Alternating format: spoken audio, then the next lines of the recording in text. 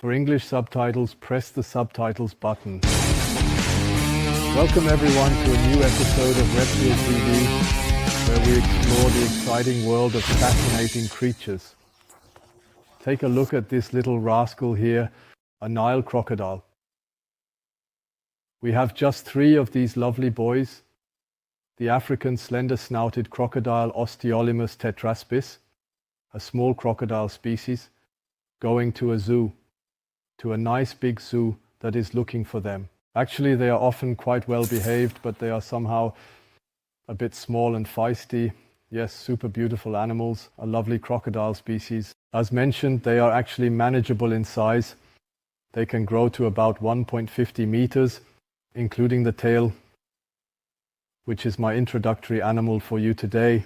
The topic today is undoubtedly the most affordable reptile species for beginners. To an insider, this probably sounds strange.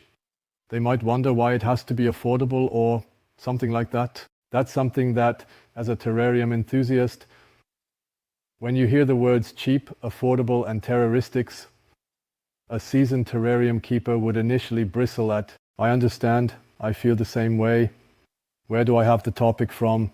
I got it from artificial intelligence, or rather, about search queries on the internet. This is something where people often search for affordable reptiles for beginners. So there is a demand for this topic.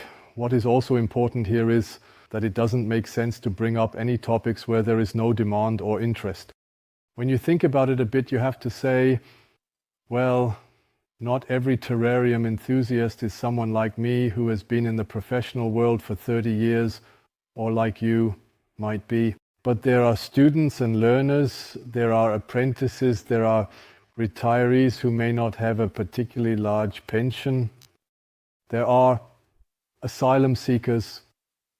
For example, I have had several people from Ukraine or similar situations who have fled from the war seeking asylum here and enjoying this hobby, and they probably don't have a lot of money. There are already many groups of people who are interested in this hobby but do not have deep pockets.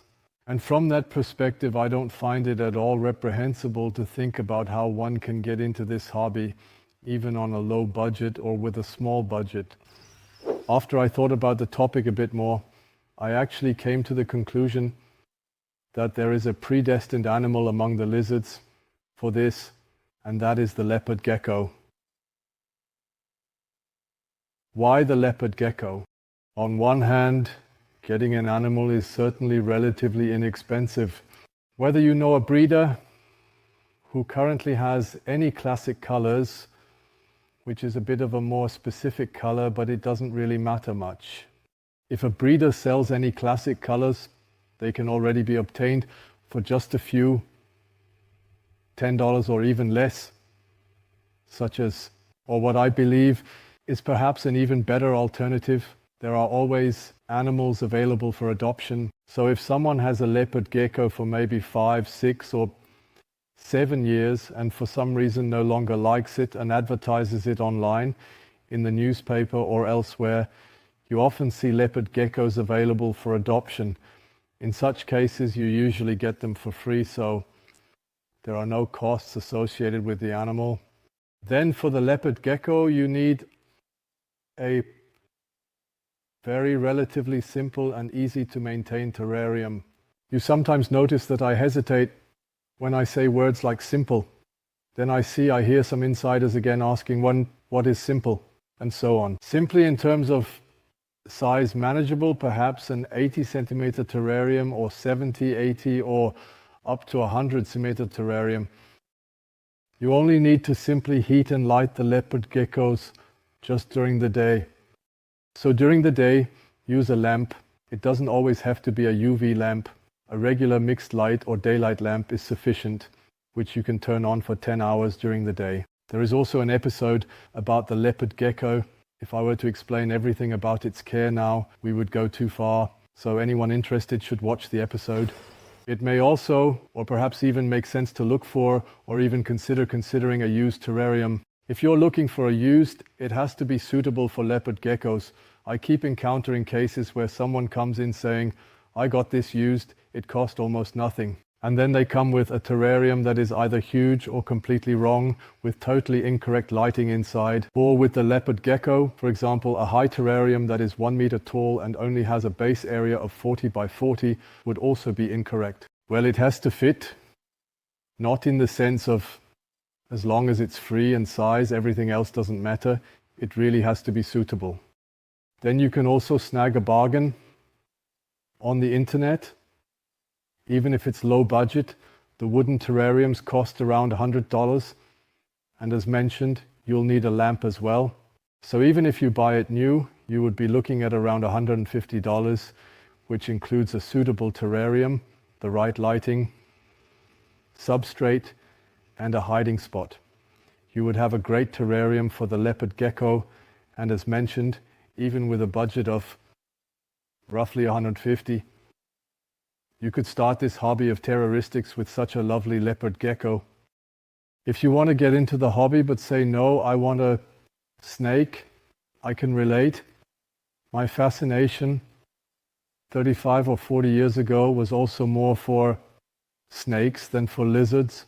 So even more, if you have that fascination with snakes inside you, I definitely and indeed believe the corn snake is the perfect beginner animal. The same applies as what I said about the leopard gecko. If you look online or in the press, you will often find cornata available for cheap or even for free. So I believe you can get a corn snake for little money or even for free. Or if you take a classic baby, a classic cornata as a baby also costs approximately around 10. From that perspective, you have a relatively low purchase price. $2,000 for a terrarium is also the same. Buying used is certainly a good alternative. The new wood terrarium at Cornada is about the same size as the one for the leopard gecko before. I think a 1.20 mist terrarium is good. Lighting and heating are the same. You only need to heat during the day to, for example, for 10 hours. Heat using a lamp or a spotlight. The initial investment is absolutely manageable. Protective cage around the lamp. This is another important point, that the snake cannot burn itself on the lamp. Otherwise, general care for corn snakes. There is of course also an episode of Reptile TV about it. Check it out. But otherwise, one can say that as a beginner with a low budget, I think you can fulfill the dream of a corn snake for around 150. So with a new purchase of around 150, or if everything can be used, you will be significantly below that. An important point is, of course, the ongoing costs. Does the leopard gecko need any feeder insects? You could theoretically even catch them in the wild on the meadow, as long as you are sure that they haven't been sprayed or anything. Otherwise, a can of crickets costs around $2. For a leopard gecko, about 2 weeks worth of food means that if you buy it monthly, you will have approximately $4 in food costs per month. You definitely need to buy the snake. Indeed, please do not take any mice from the wild.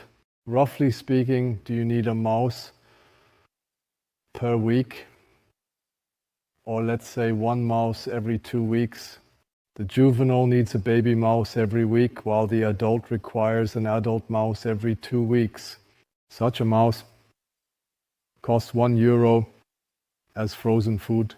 That means 2 mice cost about $3 a month for the food expenses for the snake, for the corn snake. Another important cost factor indeed, of course, is the electricity cost for the terrarium. Depending on the lamp you have in there, let's assume the snake has a 100-watt spotlight in the large M20 terrarium running for 10 hours a day. That is 1 kilowatts. That means you have around $10 in electricity costs per month. I think that's the biggest chunk of the whole hobby, the electricity costs of $10 per month for the snake. With the leopard gecko, you need a significantly smaller terrarium and less lighting. You have about half.